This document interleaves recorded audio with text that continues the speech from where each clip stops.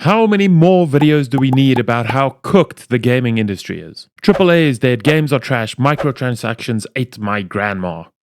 Yeah, we get it. Layoffs everywhere, $70 games, buggy releases, and more monetization schemes in a mobile casino. But I'm not here to tell you that everything sucks. I'm here to tell you we might actually be in the golden age of gaming. Yep, I said it. Let's talk. Let me take you back. It's 1980. The Intellivision drops at a cool $300. That's $1,200 in today's money to play this.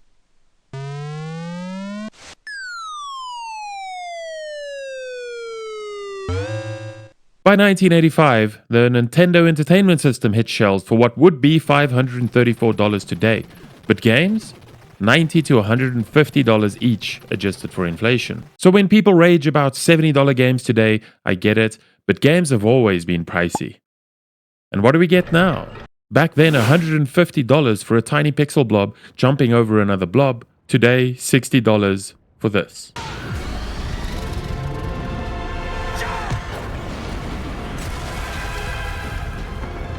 That's not bad. In fact, that's magic. Back in the day, if a game launched broken, too bad. That glitch in level 3, that was just part of the game now. Forever. You could write a letter to the publisher, sure, but good luck getting a reply. Or even having your letter actually arrive in Japan. Today, Discord servers, live dev chats, patches, hotfixes, community updates. Some games release broken, sure, but they actually get fixed now. And in many cases, they get better.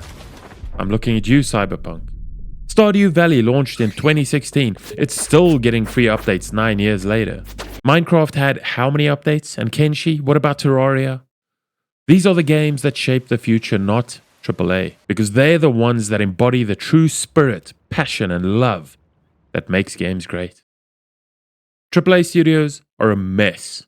They burn out developers, lay them off the second the game ships, and build games by committee with a spreadsheet in one hand and a focus group in the other. But AAA isn't the whole industry anymore. In fact, it never really was. Back in the 80s, there was no such thing as AAA. Everyone was basically an indie trying to make it. The 90s saw a slow and modest rise of some of the best studios in the industry, those that would go on to become what is today AAA. The 2000s and 2010s were great for gaming. Need for Speed, Gran Turismo, Oblivion, Final Fantasy. We had so many absolute classics launch in those days. But with Oblivion came horse armor. And it started a terrible practice in gaming that would become so rampant, so widespread, that we'd even have to pay in single-player games to progress faster or unlock bonus content. In the 2020s and up to today, that greed became unreal.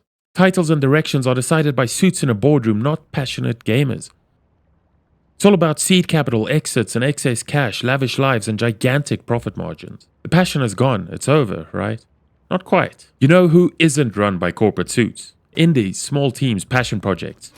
This year alone, we've had banger after banger. Clair Obscur Expedition 33 is like a dream painted by a team of angels. A turn-based game that feels faster than most action titles, and busts the old myth that turn-based is dead. Kingdom Come Deliverance 2, the you are poor, tired, and everyone hates you simulator is back and more immersive than ever.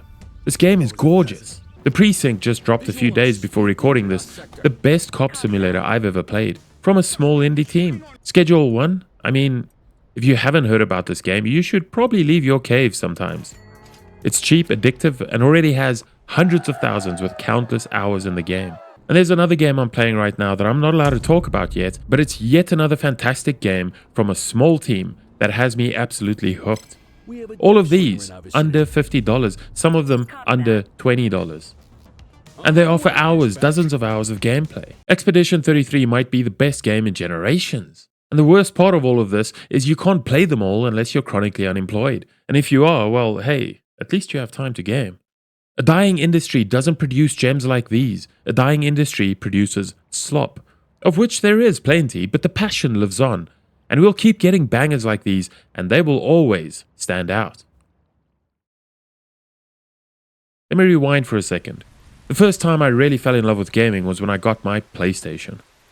I always loved gaming before then, but the PS1 really showed us all the true potential of gaming.